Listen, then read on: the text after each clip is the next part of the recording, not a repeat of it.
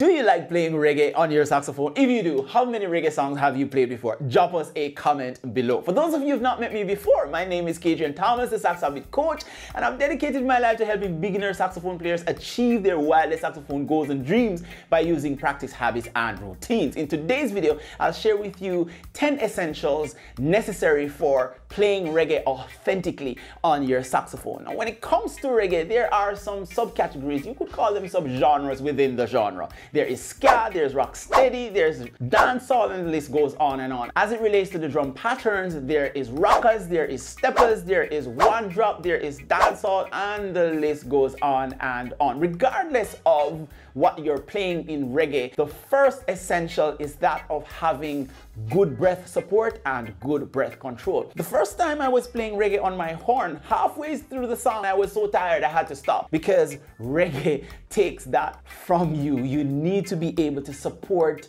your sound and your tone with good support from your abdomen and not necessarily from your throat or from your cheek. Number two, you want to have a strong embouchure. And one way to know if your embouchure is weak is that by the time you are playing the reggae tune, you'll find that you'll start to overcompensate or to compensate for the sound by puffing your cheeks and using a pocket of air from your cheeks rather than supporting it from your abdomen. And that happened to me several times in the process, developing my craft playing reggae on the horn. And one thing to also recognize when your embouchure is weak is that once you hit that octave key on the horn, your sound gets thin, especially the octave key region of your horn. Sound is thin and it's wavery. I was listening to a saxophone player just a night ago, and I recognized that he needed to support his sound some more. His breath control was out of whack, and his embouchure, I could tell from the sound that was coming from the horn that he needed to work on those. Now, I wasn't judging him. I didn't leave a negative comment, and I didn't dislike the video. What's there to dislike? He's developing, and therefore he needs to find someone who is going to point him in the right direction to get to the point that he needs to get to, right? And so I can recognize that if they have been spending time working on their embouchure, working on breathing and how they support the sound. Number three is your sound and intonation. Sound is king when it comes to playing the saxophone. It doesn't matter if you're playing jazz, if you're playing pop, if you're playing reggae, you're playing R&B, you're playing country and western, it doesn't matter. Your sound is the first thing that the listener will hear when you play, and it should get the most attention because sound is the most difficult thing that you will need to master on your horn. It's a lifelong process and therefore should not be neglected in your practice sessions. Every practice session that you have, you should be spending time working on your tone, working on your intonation. I was watching an interview once with George Garzone. He teaches at the Berklee College of Music, and he was talking about the many saxophone players that he has taught. And these guys, they would go into him with great chops and technique and articulation, but he said their sound was atrocious. He wanted to cut their tongues out on the first day of class because their sound was so atrocious. So don't spend a lot of time working just on articulation and working on the chops and the licks and the runs and the improv, and you're not working on your sound. Sound is king. The next essential playing reggae on the horn is clear melodic lines. So you want to make your melody clear. If sound is king, melody is queen, okay? And a king needs his queen and a queen needs her king. When I started playing my saxophone back in college, I had a few friends who were studying classical piano and so on. And I remember one of them took me aside. I was playing soprano sax a lot at the time. I didn't have an alto saxophone. And he said to me, Adrian, one thing I'm encouraging you to do is when you start to play a tune, you want to set the stage with the melody. Make your melody clear so that people can understand what you're playing. Because then I would just take up the horn, and the moment I started to play, I would just be running up and down on the horn, all over the horn, and I was dancing around the melody instead of playing the melody. You see, the saxophone is the only instrument that comes the closest to replicating or imitating the human voice, and therefore you want to make sure your melody is clear. So when you allow a reggae tune to be played through you on your horn, the person who's on the other end of the horn, who is listening to you, whether watching a video or in an audience, that they understand and they get the melody. And if they don't know the tune you're playing, when they go and find it, it's not that far off. You want to make sure that you have good, clear, strong, melodic lines. The next essential is articulation, how you play the notes. You can't jab the notes. And I've listened to a couple guys on here, and when I listen to them playing reggae,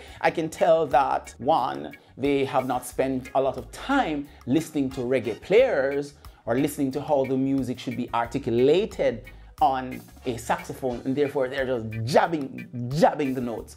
And you don't want to do that. You want to allow the notes to come through with a precise tongue, but not a heavy tongue. You want to support it with a lot of breath attack, while at the same time, you have some notes that you're going to punch with your tongue, but it's not going to be jabby, so it sounds jabby, okay?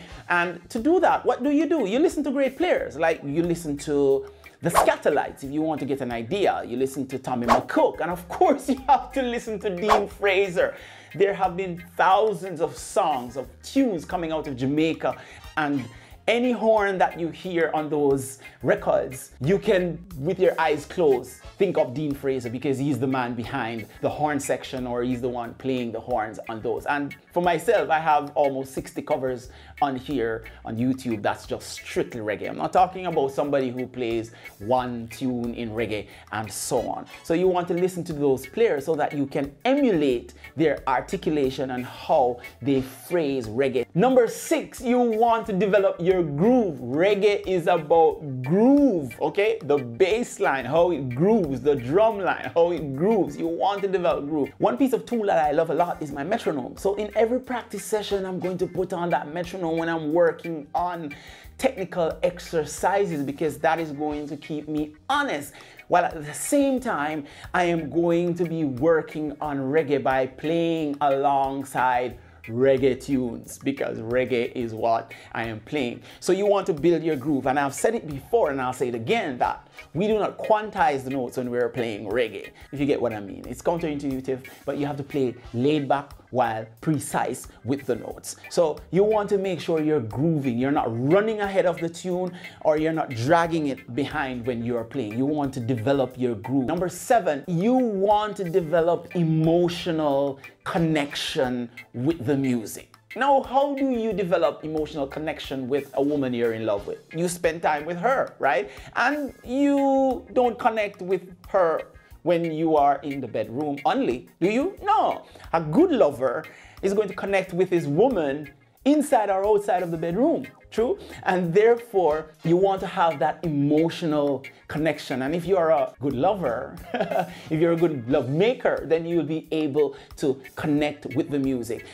So when you are playing, you are not playing with the emotions only when you're playing. When you're practicing the music, you're allowing the connection to take place. And you connect by listening to someone, right? That's how you connect. You connect by listening to them, and they're sharing ideas with you. So you have to find the music and connect with the music. When you play, or when the music comes through you, it can connect with the person who is on the other side of you playing the music. Number 8, you want to develop the habit of playing by ear, because a lot of the tunes you will want to play, there is no sheet music for it. And if you think about it, not playing by ear as a musician is an unnatural, uncommon thing. Just like when a child is born, a child learns to speak not by going to grammar school at first. The child learns to speak by listening to his parents, her mom, her dad, her siblings, the people around her. And then later on, when she gets older, she goes to school and she learns about the grammar, how to write, how to spell, and what she's saying, how it makes sense. And if you listen to all the great singers in the world, they started by using their ears. The music that you connect with, I'm sure that when you first came in contact with that music, it was as a result of your dad or mom or someone in your family who put on a record and you heard it, and that's how you fell in love with the music you're in love with. Reggae, jazz, pop, whichever. That's how you fell in love, not by taking up a piece of music and reading it. So you want to connect with the music and be able to play by ear. And so you can take up your horn and in 10 seconds, you put on a song that you've never played, a tune that you've never played before. And in 10 or 15 seconds, you are able to figure out, oh, this is in the key of C sharp. This is in the key of D minor. And you can play through the song and play whatever song you want. So you want to develop that habit. And then when you're playing alongside singers, it's no big deal because you can play alongside them while you're backing them with a band and so on. And you don't have to be stuck to sheet music and all that, because the music is not in the sheets and in your books. It's in here and it's out here. It's not that you can't play by ear, you just don't play by ear. There's a difference between don't and can't. The fact that you can play an instrument and you can sight read means that you can. It's just that you're anxious about it, and your brain, which is such a beautiful thing, has kept you trapped for a long time, wanting to keep you safe because you already know that. You already can play by sight. But to play by ear is going to take you out of your comfort zone. The more time you spend in your discomfort zone, the more your comfort zone will expand. So you want to push yourself to be able to play by ear so that whatever reggae tune you want to play, you can pick up your horn and play that tune. Number 9, let reggae play you and you don't play the music. I was listening to Sonny Rollins in an interview, and he said that when you're in the practice room, you practice the rudiments and the fundamentals, but once you step on the bandstand, you forget about all of that and you allow the music to play you, because reggae has soul. Right? Reggae has its own soul, and reggae wants to come through you. So you want to connect with it so that it can play you, and it is pulling you. And therefore, I may not be that popular on here, at least yet, because I'm allowing the music to play me. I'm not just playing songs that I think will get likes and clicks. Of course, I would want those likes and I want those clicks, but at the same time, I'm allowing the music to play me. So allow the music to play you, and you connect with it. Allow it to come through you, come through your soul, so that you can vibe with others, so that you can connect with others, because the ultimate goal of music is to communicate something that words are limited in communicating. That's the ultimate purpose of music. And when you communicate that thing, it will move people to feel.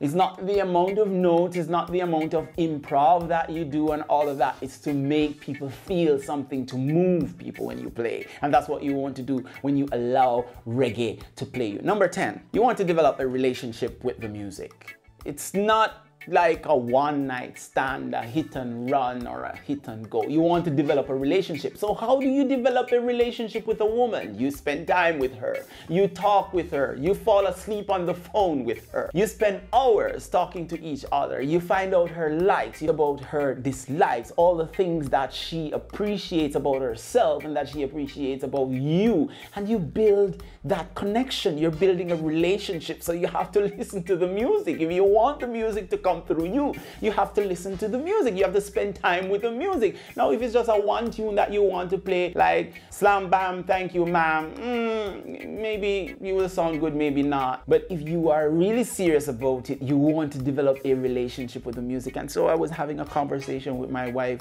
not long ago, and she was saying to me that when it comes to reggae, you have to pay your dues. You have to pay that dowry.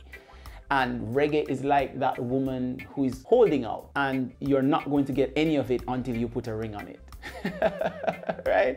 Using my own relationship as an example, that I've been building this relationship for over 16 years. We've been married for 9+ years. So I know what it is like to build a relationship that is lasting, one in which I am now more in love with my wife than I was on day one. So you have to build that connection, that bond with the music, so that the music can play you and so it can come through you, and it makes you alive, and you want to dance and you want to play more of it, and you can't get enough of it because the music is just inside of you and its soul is piercing your heart and piercing the heart of others. So build that relationship by spending time with the music and allowing the music to play you. And in order to build your reggae sound or tone, check this next video right here and I'll show you how to do that.